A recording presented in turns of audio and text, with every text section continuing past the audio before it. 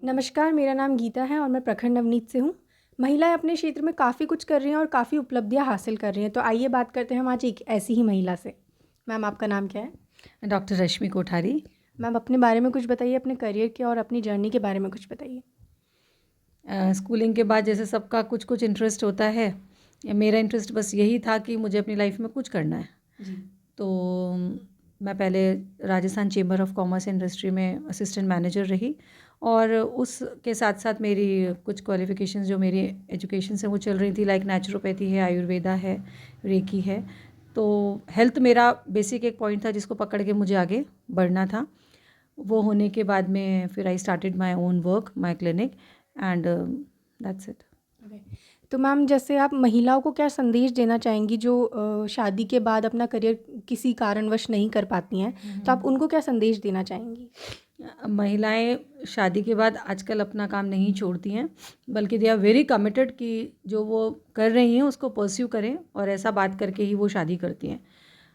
इसमें एक ही चीज़ की नीड होती है कि हम अपनी फैमिली में, अपनी सोसाइटी के साथ, दूसरा और तीसरा अपने जॉब के साथ, तीनों के साथ एक बैलेंस बना के चलें। तीनों को जस्टिस देने की हमें सामर्थ्य होनी चाहिए कि कब किस चीज़ की ज़्यादा इंपॉर्टेंस है। कभी हमें फैमिली के लिए अपना जॉब का दिन थोड़ा सा निगलेक्ट भी करना पड़ता है, कभी हमें जॉब के लिए फैमिली को एक दिन पीछे करना पड़ता है। तो अगर हम अपने अच्छे समझदारी से इसको बैलेंस बना लें तो हम आगे कर सकते हैं, हमें कोई दिक्कत नहीं है। और हॉबी, जो हमारी हॉबी है, उसी को एज अ जॉब हमें परस्यू करना चाहिए, तो हम अपना 100% उसमें दे पाते हैं। तो मैम, जैसे कि महिला पेशेंट्स जो आपके पास आती हैं, वो क्या समस्या लेकर आती हैं? उनकी ज़्यादातर समस्या क्या रहती है और सॉल्यूशन आप किस तरीके से करती हैं उनका? अगर आज के टाइम में बात करें महिलाएं किस बीमारियों को लेके आती हैं, तो हॉर्मोन्स की एक प्रॉब्लम होती है उन लोगों को। थायराइड बहुत देखने में मिल रहा है। इसके साथ साथ ओबेसिटी और स्ट्रेस, डिप्रेशन, जी। सर्वाइकल स्पॉन्डिलाइटिस, माइग्रेन, ये सारी बीमारियां बहुत ज़्यादा देखने में आती हैं। But apart from these diseases हम ये देख रहे हैं कि फैमिली प्रॉब्लम्स भी होती हैं लोगों को, बच्चों से रिलेटेड प्रॉब्लम्स भी होती हैं। बैलेंस करने का फैमिली में ये इश्यूज़ भी होते हैं, एंगर इश्यूज़ भी होते हैं कभी कभी। तो इस तरह की लेडीज़ बहुत आती हैं, जेंट्स भी आते हैं हमारे पास, बच्चे भी आते हैं, लेकिन हम सबको अलग अलग तरीके से टैकल करते हैं। क्योंकि अगर आप किसी को अच्छे से सुनते हो, काफ़ी देर उसको सुनो, उसको परखो, उसको समझो, तो हम ये समझ जाते हैं कि इसके पीछे क्या है। क्योंकि जैसे माइग्रेन की हम बात करें तो माइग्रेन गैस से होता है। गैस कब बनती है? जब डाइजेशन ख़राब होता है। डाइजेशन कब ख़राब होता है? या तो हम गलत खाते हो, या जो हम खा रहे हैं वो हम पचा नहीं पा रहे, इतने स्ट्रेस में हैं। तो बेसिकली देखना पड़ता है हर बीमारी के पीछे कारण क्या है। तो उस कारण को हम जड़ से निकालने की कोशिश करते हैं। तो मैम, आपका जो करियर था, आपकी जो जर्नी रही है, उसके बीच में आपने क्या स्ट्रगल फेस किया फैमिली से या सोसाइटी से? जैसे कि आप लड़की हैं, आपने शादी के बाद करियर अपना परस्यू किया, तो आपने क्या क्या प्रॉब्लम्स फेस करी उस दौरान? अगर आप अच्छा कर रहे हो और आप अपनी लाइफ को बैलेंस करके चल रहे हो, और आपकी फैमिली जिसमें आपकी शादी हुई है वो एजुकेटेड लोगों की फैमिली है जो चीज़ें समझते हैं, तो कोई प्रॉब्लम आती नहीं है।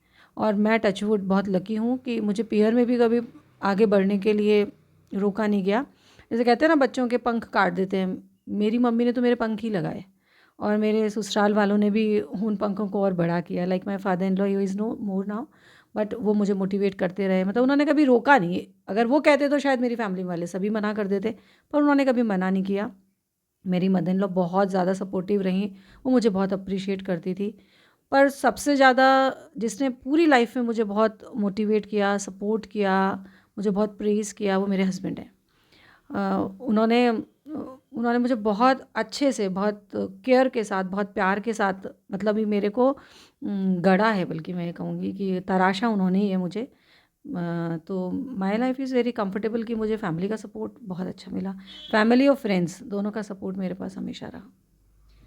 मैम, आपके लाइफ के अचीवमेंट्स या गोल जिनको लेकर आपको बहुत प्राउड हैं? सबके लाइफ में होते हैं। बहुत सारे मोमेंट्स हैं, बट पहला तो जब तब मुझे गोल्ड मेडल मिला, भामाशाह अवार्ड अब्दुल कलाम ने मुझे उदयपुर में दिया, और वो मुझे मिला था 2002 में, और 2002 में मेरी शादी हुई थी। तो वो मुझे बहुत मोटिवेट किया उस अवार्ड ने कि हाँ, मेरी लाइफ, क्योंकि सेकंड थर्ड रैंक लाना कभी इतना इम्पोर्टेंट नहीं लगा मुझे, जितना कि मुझे था कि फर्स्ट रैंक लाना, टॉप ऑफ द वर्ल्ड होना। तो वो मुझे बहुत उसने एडमायर किया खुद। मतलब उस अवार्ड ने मुझे बहुत मोटिवेट और एंथू कर दिया कि आई शुड गो अहेड।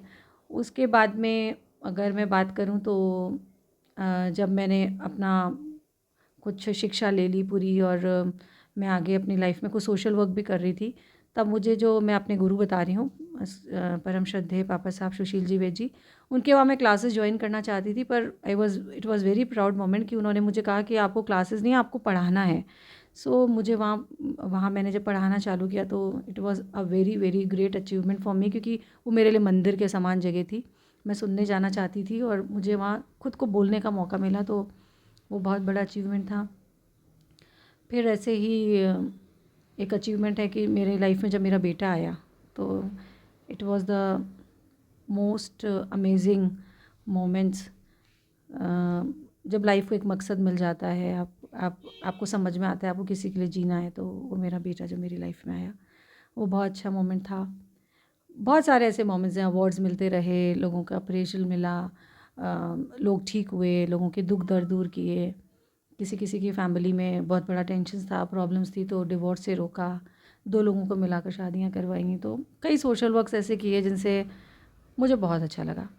सो धीरे धीरे धीरे एक सक्सेस दूसरी सक्सेस से आपको मौके मिलते हैं, अवसर मिलते हैं कि किसी का आप पर विश्वास होता है कि आप शायद वो काम कर सकोगे। तो ऐसे अचीवमेंट्स हैं।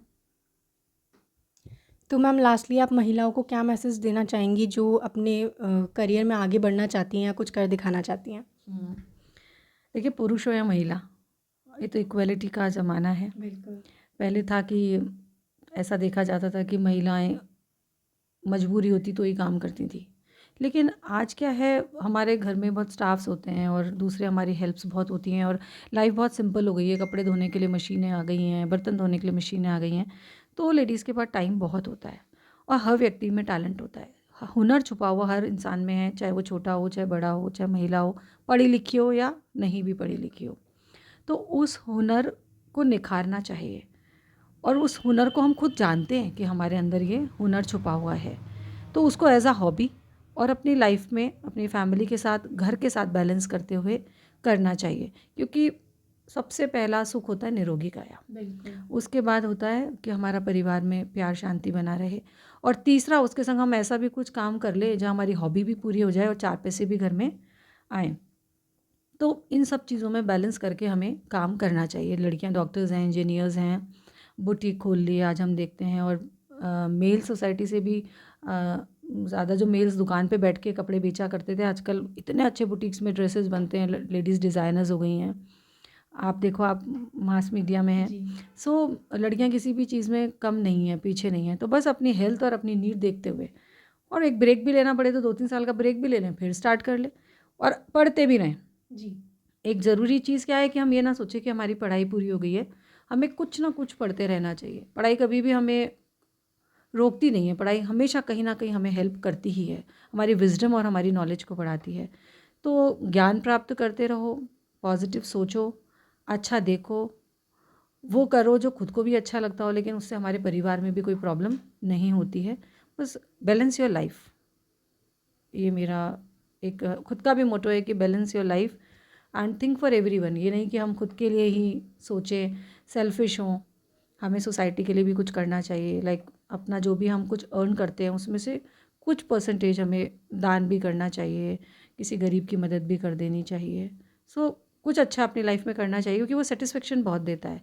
किसी की मदद करके सेटिस्फेक्शन बहुत मिलता है, ना कि मदद लेके। तो आप मदद करना चाहते हो तो आप सेल्फ सफिशिएंट होने चाहिए। आपको सेल्फ सफिशिएंट होना चाहिए तो कुछ पैसे आपको कमाने आने चाहिए। तो जो भी टैलेंट है, जो भी आपकी क्वालिफिकेशन है, जो भी एजुकेशन है, वो कम नहीं है, बहुत अच्छी है। बस आप में प्रेजेंट करने का हुनर होना चाहिए। तो अपने आप को निखारो और आगे बढ़ो।